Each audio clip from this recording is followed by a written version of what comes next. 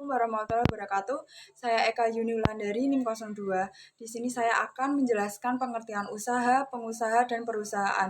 Usaha sendiri adalah tindakan, perbuatan, atau kegiatan apapun dalam bidang perekonomian yang dilakukan seseorang dengan tujuan memperoleh keuntungan. Sebagaimana tertulis pada UU No 3 tahun 1982 pasal 1.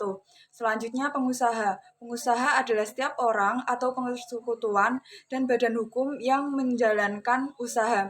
Yang terakhir perusahaan. Nah, perusahaan ini sendiri adalah setiap bentuk usaha yang menjalankan setiap jenis usaha yang bersifat tetap, terus-menerus, dan didirikan, bekerja, serta berkedudukan di wilayah negara Republik Indonesia dengan tujuan untuk meroleh keuntungan. Perusahaan perseorangan. Nah, di sini perusahaan perseorangan adalah perusahaan yang dilakukan oleh satu orang pengusaha. Perbedaan dengan persekutuan yaitu terletak pada jumlah pengusaha. Dalam perusahaan perseorangan sendiri jumlahnya itu terdiri dari satu orang saja, sedangkan persekutuan itu pengusahanya setidaknya 2 orang atau lebih. Modal dalam perusahaan perseorangan ini hanya memiliki satu orang, yaitu pengusaha, dan biasanya tidak besar. Perusahaan perseorangan tidak secara khusus diatur dalam suatu aturan perundangan tersendiri, tetapi keberadaan perusahaan perseorangan diberi ruang oleh pemerintah untuk dapat berkembang dan diakui eksistensinya. Untuk itu, perusahaan perseorangan wajib untuk mendaftar hal-hal antara lain. Yang pertama, nama dan alamat pemilik. Kedua, nama perusahaan dan merek perusahaan bila ada. Yang ketiga, alamat perusahaan. Keempat, jumlah modal. Yang terakhir, tanggal dimulai usaha dan tanggal pendaftaran. Perusahaan bukan badan hukum. Yang ke-1, ada persekutuan perdata, McShep. Persekutuan adalah persatuan orang-orang yang sama kepentingannya terhadap suatu perusahaan tertentu. Sedangkan sekutu memiliki arti yaitu peserta pada suatu perusahaan. Perusahaan yang merupakan persekutuan perdata diatur dalam pasal 1816 KUH Perdata, yaitu perjanjian antara 2 orang atau lebih mengikat diri untuk memasukkan sesuatu ke dalam persekutuan dengan maksud membagi keuntungannya. Ciri-cirinya ada 4. Yang pertama, adanya perjanjian kerjasama. Kedua, adanya pemasukan sesuatu, ibreng. Yang ketiga, bertujuan untuk memperoleh data. Yang keempat, adanya pembagian keuntungan. Yang kedua, ada firma. Nah, mengenai firma sendiri itu, persekutuan firma tidak diatur dalam KUA Perdata, tetapi diatur dalam KUHD, singkatan dari Kitab Undang-Undang Hukum Dagang, yaitu pasal 16 KUHD, yang menyebutkan persekutuan firma adalah persekutuan yang diadakan untuk menjalankan perusahaan dengan memakai nama bersama. Ciri-ciri persekutuan firma itu sendiri, yang pertama ada menjalankan perusahaan yang merupakan syarat formal. Yang kedua, menggunakan nama bersama. Yang ketiga, tanggung jawab sekutu firman bersifat pribadi secara keseluruhan. Nah, artinya itu bertanggung jawab sekutu firma ini tidak terbatas pada pemasukan yang dimasukkan, tetapi juga bertanggung jawab secara pribadi atas harta kekayaan firma. Yang selanjutnya, yang ketiga ada perseroan komoditar, Commoditary Phenotype atau disebut CV. Definisi tentang CV tersendiri tercantum dalam pasal 19 KUHD yang menyebutkan bahwa persekutuan komoditer adalah suatu perseroan untuk menjalankan suatu perusahaan yang dibentuk antara satu atau beberapa orang persero yang secara tanggung-menanggung bertanggung jawab untuk seluruhnya pada satu pihak dan satu orang atau lebih sebagai pelepas uang pada pihak lain. Pembentukan jenis perusahaan seperti ini karena adanya seseorang atau lebih yang mempercayakan uang atau barang untuk digunakan dalam perniagaan kepada seseorang lain atau lebih yang bertugas menjalankan perusahaan. Dari pengertian yang sudah saya sampaikan, maka dapat disimpulkan bahwa terdapat 2 jenis sekutu dalam CV, yaitu Yang pertama ada sekutu komplementer. Nah, sekutu komplementer sendiri disebut juga sekutu kerja atau sekutu aktif, aktif partner, dengan hak dan kewajiban sebagai berikut. Yang pertama, wajib mengurus CV. Kedua, berhak memasukkan uang atau kekayaan yang lain. Yang ketiga, bertanggung jawab secara tanggung renteng atas kewajiban CV terhadap pihak ketiga. Yang keempat, berhak menerima pembagian keuntungan. Nah, yang kedua ada sekutu komanditer. Nah, sekutu komanditer sendiri itu adalah sekutu komanditer sekutu yang hanya menyerahkan uang saja, uang, barang, atau tenaga sebagai pemasukan. Status sekutu ini dapat disamakan dengan seseorang yang menitipkan modal pada suatu perusahaan dan kemudian menunggu hasil keuntungan dari perusahaan oleh karenanya tidak melakukan pengurusan pada persekutuan. Perkenalkan, nama saya Adinda Ayu Puspitasari, NIM 012. Di sini saya akan menjelaskan subbab tentang perusahaan berbadan hukum, yaitu perseroan terbatas atau PT. Yang pertama adalah definisi perseroan terbatas. Perseroan terbatas merupakan persekutuan modal berbeda dengan jenis perusahaan yang bukan badan hukum yang merupakan persekutuan orang. Nah, lalu PT juga merupakan persekutuan modal yang harta kekayaannya berasal dari harta kekayaan pemegang saham yang dipisahkan dari kekayaan pribadinya. Selanjutnya, PT harus memiliki unsur-unsur sebagai berikut. Yang pertama adalah berbentuk badan hukum. Kedua, merupakan persekutuan modal. Ketiga, didirikan atas dasar perjanjian. Keempat, melakukan kegiatan usaha. Kelima, modalnya terbagi atas saham-saham. Dan yang terakhir, memenuhi persyaratan yang ditetapkan dalam UU PT. Lalu selanjutnya ciri-ciri PT adalah sebagai berikut. Yang pertama adalah berbentuk badan hukum. Yang kedua, memiliki kekayaan sendiri yang terpisah dari harta pribadinya. Dan yang ketiga, modal terbagi atas saham-saham. Keempat, tanggung jawab pemegang saham terbatas pada nilai saham yang diambilnya. Kelima, didirikan berdasarkan perjanjian karena disebutkan adanya kesepakatan para pendiri minimal dua pihak. Dan yang terakhir, melakukan kegiatan usaha yang bertujuan untuk mencari keuntungan.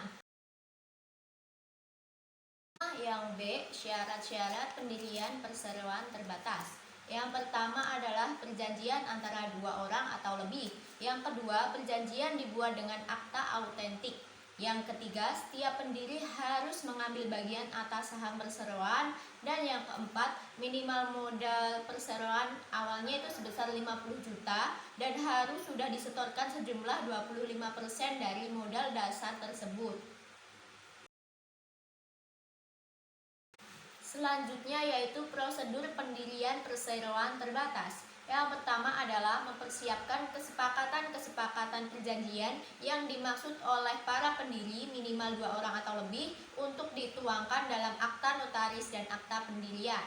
Yang kedua adalah pembuatan akta pendirian yang memuat anggaran dasar dan keterangan lain berkaitan dengan pendirian perseroan dilakukan di hadapan notaris. Yang ketiga, pengajuan permohonan pengarahan Menteri Hukum dan Hak Asasi Manusia.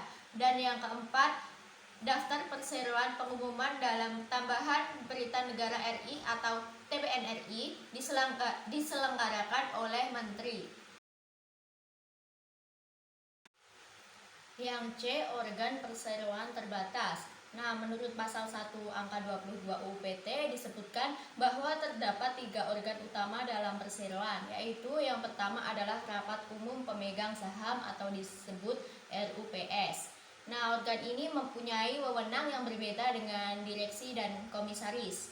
Undang-undang menentukan beberapa wewenang yang dimiliki RUPS yang tercantum dalam beberapa pasal dalam UU PT, yaitu yang pertama, mengangkat dan memberhentikan anggota direksi dan komisaris. Yang kedua, menyetujui penggabungan, pelemburan, dan mengambil alihkan atau pemisahan. Yang ketiga, menyetujui pengajuan permohonan agar perseroan dinyatakan valid. Yang keempat, menyetujui perpanjangan jangka waktu berdirinya perseroan. Yang kelima, mengubah anggaran dasar. Yang keenam, membubarkan perseroan. Dan yang terakhir, mengumumkan pembagian laba atau dividen.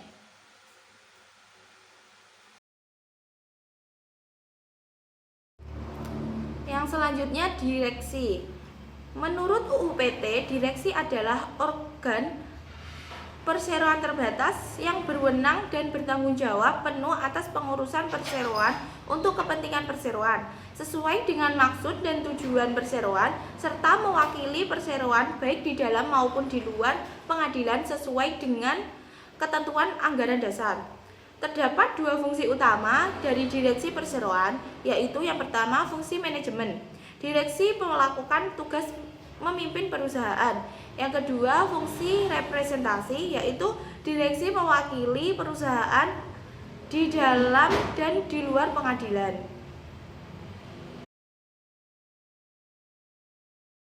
Ada beberapa kewajiban direksi dalam UU PT, antara lain yang pertama yaitu kewajiban yang berkaitan dengan perseroan. Kewajiban direksi pada perseroan adalah untuk menjalankan pengurusan perseroan untuk kepentingan perseroan dan sesuai dengan maksud dan tujuan perseroan. Yang kedua, kewajiban yang berkaitan dengan RUPS atau pemegang saham. Kewajiban untuk meminta persetujuan RUPS berkaitan dengan pengalihan kekayaan perseroan atau menjadikan jaminan utang kekayaan perseroan melebihi 50% dalam satu transaksi atau lebih, baik berkaitan atau tidak. Yang ketiga, kewajiban yang berkaitan dengan kepentingan kreditur atau masyarakat, yaitu satu, membuat daftar pemegang saham, daftar khusus, risalah RUPS, risalah rapat direksi. Dan yang kedua, membuat laporan tahunan dan dokumen keuangan perseroan. Yang ketiga, memelihara seluruh daftar atau risalah dan dokumen keuangan perseroan.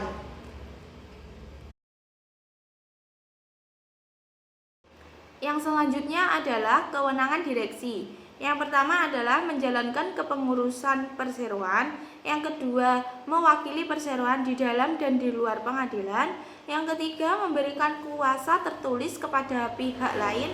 Yang keempat, mengajukan usul kepada pengadilan negeri agar perseroan dinyatakan valid setelah didahului dengan persetujuan RUPS.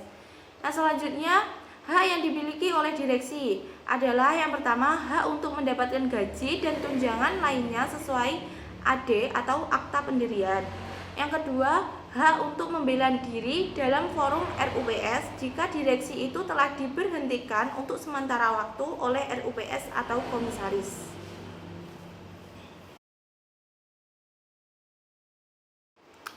Selanjutnya, Dewan Komisaris.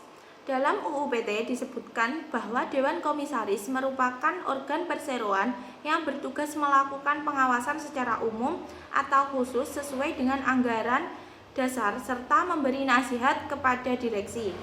Pengawasan yang dilakukan oleh Dewan Komisaris terdiri atas kebijakan kepengurusan, jalannya pengurusan pada umumnya, baik mengenai perseroan maupun usaha perseroan, dan memberi nasihat kepada direksi untuk kepentingan perseroan dan sesuai dengan maksud dan tujuan perseroan. Kewajiban komisaris menurut UU PT adalah pertama, bertanggung jawab atas pengawasan perseroan. Yang kedua, wajib dengan iktikat baik, kehati-hatian, dan bertanggung jawab dalam menjalankan tugas pengawasan serta memberi nasihat kepada direksi. Yang ketiga, membuat risalah rapat Dewan Komisaris dan menyimpan salinannya. Yang keempat, melapor pada perseroan tentang kepemilikan sahamnya beserta keluarganya pada perseroan tersebut dan perseroan lainnya. Yang kelima, memberikan laporan tentang tugas pengawasan yang telah dilakukan selama tahun buku yang baru lampau kepada RUPS. Selanjutnya adalah koperasi. Secara etimologi, koperasi berasal dari bahasa Inggris, yaitu cooperation, yang merupakan gabungan dari dua kata, yaitu so dan operation. Dalam bahasa Belanda disebut coöperatie, yang artinya adalah kerjasama. Koperasi dikenal sebagai perkumpulan orang-orang yang secara sukarela mempersatukan diri guna mencapai kepentingan-kepentingan ekonomi atau menyelenggarakan usaha bersama dengan cara pembentukan suatu lembaga ekonomi yang diawasi oleh bersama. Koperasi merupakan suatu perkumpulan yang berbadan hukum dengan keanggotaan yang terbuka dan sukarela, menjalankan usaha bersama untuk memenuhi kebutuhan di bidang ekonomi secara bersama berdasarkan undang-undang, mempunyai ciri khas dalam keanggotaan, baik itu anggota pendiri maupun anggota baru. Usaha koperasi syariah meliputi kegiatan usaha yang halal, baik dan bermanfaat ataupun thayyib, serta menguntungkan dengan sistem bagi hasil dan itu tidak riba. Untuk menjalankan fungsi perannya, koperasi syariah menjalankan usaha sebagaimana tersebut dalam sertifikasi usaha koperasi. Usaha yang diselenggarakan oleh koperasi syariah harus sesuai dengan peraturan perundang-undangan yang berlaku. Assalamualaikum warahmatullahi wabarakatuh. Saya Tita Elmasari, NIM 044. Di sini akan melanjutkan pembahasan mengenai koperasi. Yang pertama, koperasi berdasarkan Undang-Undang Nomor 17 Tahun 2012. Koperasi merupakan suatu badan hukum yang didirikan oleh perorangan atau badan hukum koperasi dan dengan adanya pemisahan kekayaan para anggotanya. Yang kedua adalah koperasi menurut Ebert dan Griffin tahun 2015 yang di dalam bukunya mendefinisikan bahwa koperasi merupakan bentuk kepemilikan di mana sekelompok usaha persekutuan ataupun perorangan yang sepakat untuk bekerja sama demi kepentingan bersama. Selanjutnya adalah landasan koperasi. Koperasi berlandaskan Pancasila dan Undang-Undang Dasar Negara Republik Indonesia tahun 1945, yang mana landasan tersebut terdapat 3 unsur. Yang pertama, landasan ideal koperasi atau biasa disebut dengan landasan cita-cita. Artinya, cita-cita atau idealisme, falsafah hidup dan oral serta budi luhur daripada bangsa. Yang kedua adalah landasan struktural koperasi, yaitu Undang-Undang Dasar 1945 dan landasan geraknya pada pasal 33 ayat 1 Undang-Undang Dasar 1945 beserta dengan penjelasannya. Yang ketiga adalah landasan mental koperasi, yang berarti setia kawan dan juga kesadaran pada pribadi. Selanjutnya adalah asas-asas koperasi, yang mana terdapat dalam Peraturan Pemerintah Nomor 60 Tahun 1959, yang menyebutkan bahwa asas-asas dalam koperasi itu menentukan 1. Koperasi adalah perkumpulan orang-orang ataupun badan-badan hukum dan bukan merupakan perkumpulan modal. Yang kedua, dalam koperasi itu harus berdasarkan dengan kekeluargaan atau gotong royong. Ketiga, masuk koperasi dengan adanya rasa sukarela. Dan keempat, dalam koperasi itu memiliki tujuan untuk mengembangkan kesejahteraan masyarakatnya dan juga daerah sekitar. Selanjutnya adalah tujuan dari koperasi, yang mana sudah terdapat dalam Undang-Undang Republik Indonesia Nomor 12 Tahun 1967 yang menyebutkan bahwa tujuan koperasi adalah 1. Koperasi sebagai alat perjuangan ekonomi untuk mempertinggi kesejahteraan masyarakatnya. Kedua, sebagai alat pendemokrasian ekonomi nasional. Ketiga, sebagai salah satu urat nadi perekonomian Indonesia. Dan yang keempat adalah koperasi sebagai pembinaan insan masyarakat untuk memperkokoh kedudukan ekonomi bangsa Indonesia. Selanjutnya adalah nilai-nilai yang mendasari dalam kegiatan operasi. Yang pertama ada kekeluargaan, yang berarti dalam pelaksanaan usahanya itu mengutamakan kemakmuran para anggotanya.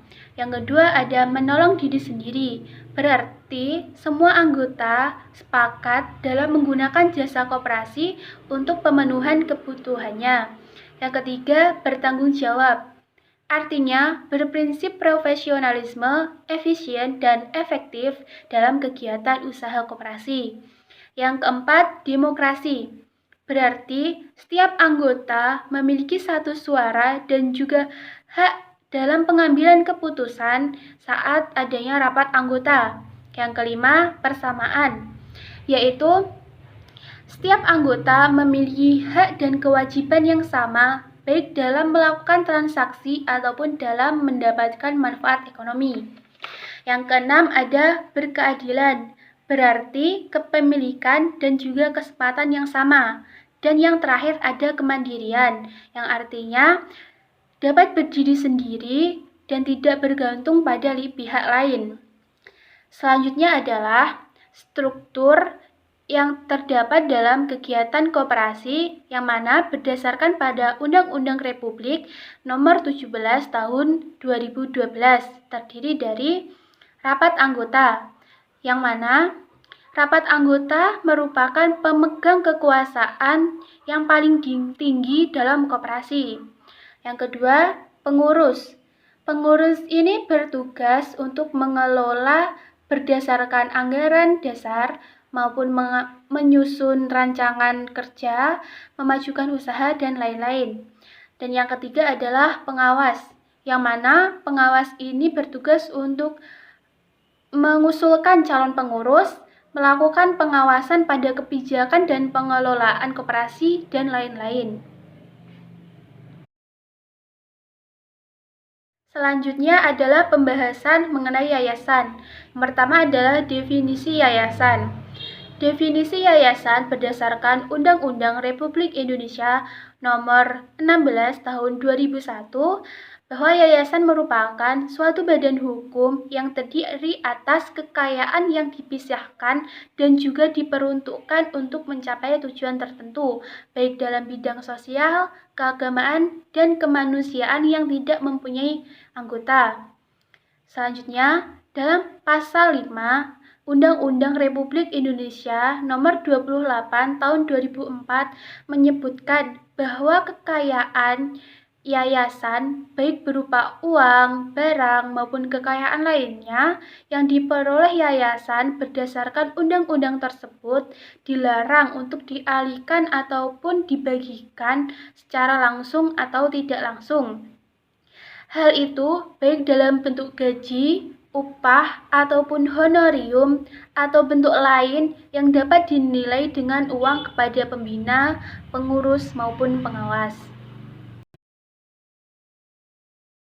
Yayasan bubar karena adanya 3 hal. Yang pertama adalah jangka waktu, yaitu berarti jangka waktu yang ditetapkan dalam anggaran dasarnya sudah berakhir. Yang kedua adalah tujuan yayasan, yang mana tujuan yayasan yang sudah ditetapkan dalam anggaran dasarnya itu sudah tercapai atau tidak tercapai. Dan yang ketiga, putusan pengadilan yang telah memperoleh kekuatan tetap berdasarkan alasan yang pertama, yayasan tersebut telah melanggar ketertiban umum dan juga kesusilaan. Yang kedua, alasannya yayasan tidak mampu untuk membayar utangnya setelah dinyatakan pailit, atau harta kekayaan yayasannya itu tidak cukup untuk melunasi utangnya setelah pernyataan pailit dicabut. Sekian penjelasan dari saya. Apabila ada kurang lebihnya mohon maaf. Wassalamualaikum warahmatullahi wabarakatuh.